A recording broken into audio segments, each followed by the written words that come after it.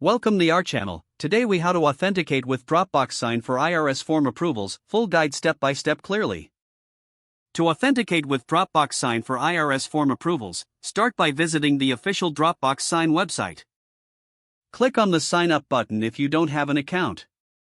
If you already have an account, click on the Login button instead. Enter your email address and password to access your account. Once logged in, click on the dashboard to view your documents. To initiate the authentication process, select Create a Document. Choose the IRS form you need from the Upload the completed IRS form you wish to approve. Add any additional fields needed for signatures or initials. Once you have your document ready, navigate to the Recipients section. Enter the email addresses of the individuals required to sign the document. Set the signing order if multiple recipients are involved. Click Send to distribute the document for signatures. After sending, you can track the document's status in the dashboard.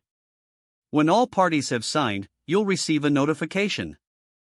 Open the email notification to access the signed document. Download the approved IRS form directly from the notification link. Ensure to keep a copy for your records.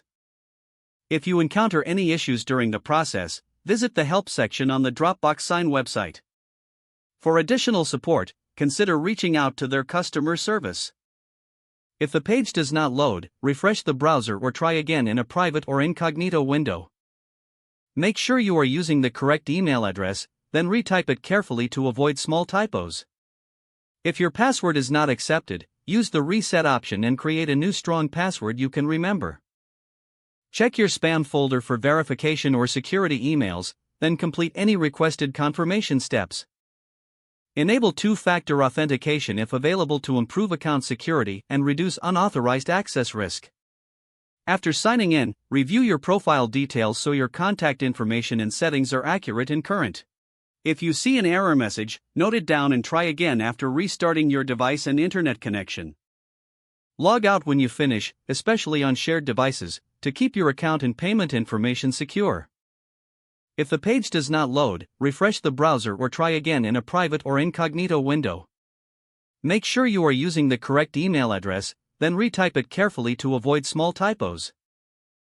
Don't forget to like this video and subscribe to our channel for more step-by-step tech guides.